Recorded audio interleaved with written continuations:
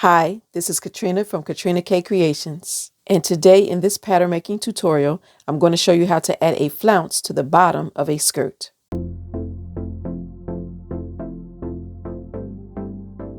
Whenever I see a skirt I like online or in a magazine, or maybe a person is wearing it on television, I try to just sketch different ideas down so that even if I'm not going to make it right away, I can refer back to it later. I'm not an illustrator by any means, as you can see, but I do like to put things down on paper just to have a reference to refer back to. So for this tutorial, I'm going to show you how to add this flounce to the bottom of your skirt. This will work really well on a straight skirt pattern or an A-line skirt pattern. So let's get started. So I have my front skirt pattern piece and my back skirt pattern piece here, and I'm just going to start by drawing in where I want this flounce to go. And this is pretty much a guess, and that's where a muslin will come in to test to make sure it's where I want it to be on my body. So what I just need right now, a place to start, and so that's what I'm going to do. So I think my point is going to start here, and then I'll just come down and I'll put these together so that I can start out with a smooth line. I don't know if it's going to end up that way. And of course, this pattern piece is half scale.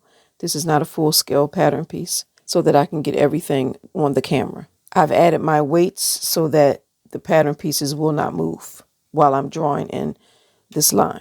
I'm going to start just by squaring a line from my center back. And I guess I can make my marks a little heavier. Hopefully you can see. This is just a rough draft here. And then I'll straighten it up with my French curve.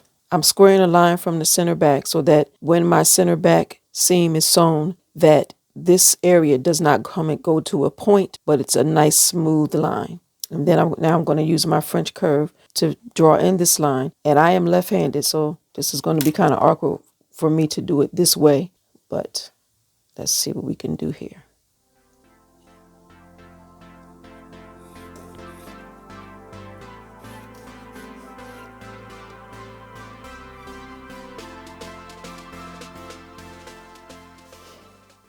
It doesn't matter if it's a little bit different than what the original that I drew. I'm not going to worry about that.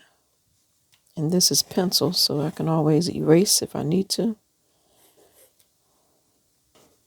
And, of course, with the French curve, you have to move it around to really, get the line you want.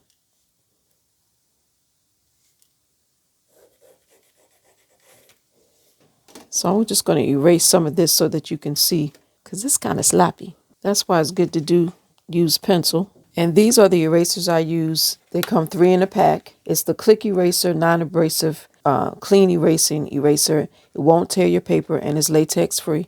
It's by Pentel. These are great for pattern making because we definitely don't want anything ripping our paper. So I'm pretty satisfied with this line. So now I can cut these pieces apart. Something I always forget to do before I separate my pieces is to put in my notches. So make sure you put in your notches before you cut your pieces apart. I just drew a line and just make sure that line extends on both pieces.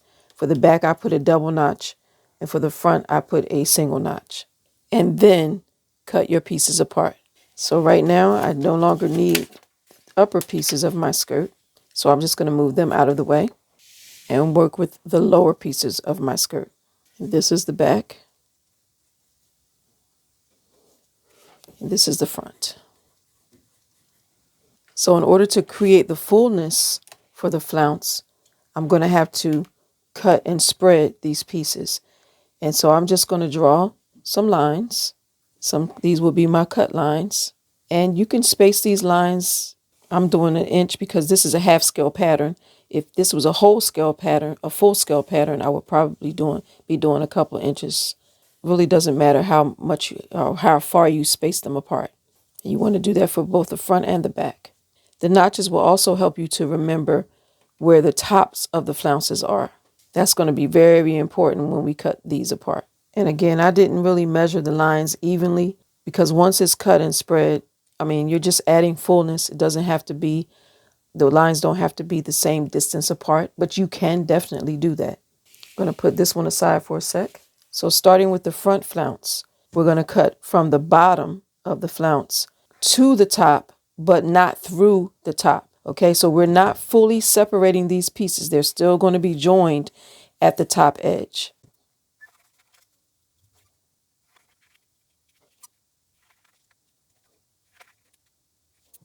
This is my center front.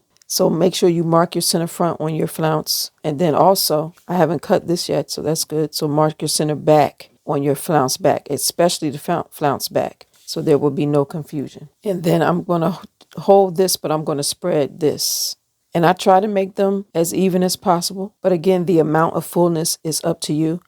And I don't really like this really thick piece here. So I'm just going to add another line and cut it. And again, all of these things are a personal preference. So you can just play around with this a little bit. Just be careful not to rip it apart at the top. Once you get it the way you want, then you can tape everything in place. Again, I'm doing this half scale, so you would need a lot more paper than I'm using right now. Once everything is taped in place, I want to now smooth this curve at the top of my flounce. And I'm also going to create a smooth curve at the bottom of my flounce.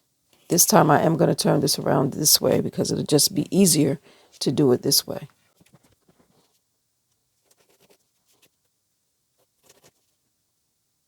And I'm just using my original lines as a guideline. You're going to lose some of that, and that's fine. Moving my French curve around as needed. And now I'm going to try to make the top of my flounce as smooth as possible as well.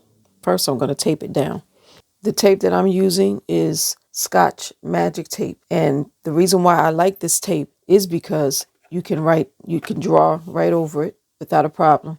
Sometimes if you haven't pressed the tape down really well, you can peel it back off. But this is not the repealable tape. But I do like it because it's not shiny. It's nice and dull, and I can draw over it with my pencil with no problem. Now I'm going to smooth out the top of the flounce.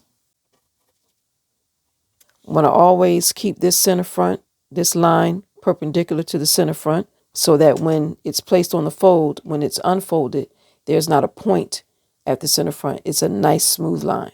And then I'm going to do the same thing for my back. So I've cut and spread my back piece, my back flounce the way I want it. And now I'm going to tape that down. When you're doing using the full scale pattern, you are probably going to be using quite a bit of tape. Now I've completed my back flounce piece. And I just want to say, when you reshaping your curve at the top where your notches are, you want to stay as close to your original piece as possible, because you want to make sure that this measurement matches your skirt measurement as close as possible. So if this turns out to be maybe a 16th of an inch or an eighth of an inch smaller, that's not a big deal. But otherwise, you're going to have to ease this ease your skirt into these pieces, and sometimes that will make your seams not be as nice and flat and smooth. And don't forget, at your center back and at your center front, you want to keep this line as straight as possible until you have to go into the curve, so that when these pieces are placed on the fold and unfolded, you'll have a nice smooth line. And now you're ready to cut your pattern pieces out. Now, when these are sewn together, we have to make sure we still have smooth lines, smooth curves at the bottom, at the hem of the flounce, and at the top of the flounce. So what I'm going to do is just cut out my front flounce piece first. So now that I have the front piece cut, I'm going to match the side seam to make sure that I have a smooth line. And at the hem, it's not bad at all. It's really not bad at the top either. It looks pretty good. But if your pieces come to a point at the top of the flounce or at the hem, then you would just go in with your French curve and smooth it out just like you did at the top of the flounce and the bottom of the flounce. So because everything is good, I can now cut out the back piece. So now I've cut out both of the flounce pieces, and I tend to wait until after I've completed the pattern to add my seam allowances. But that is totally up to you. I always work without seam allowances. To me, it makes it far less complicated when you're creating your patterns to work without your seam allowances and then add them at the end. And this is how you add a flounce to the bottom of your skirt pattern. Don't forget to subscribe to my channel. Check me out on KatrinaKCreations.com, and thank you for watching.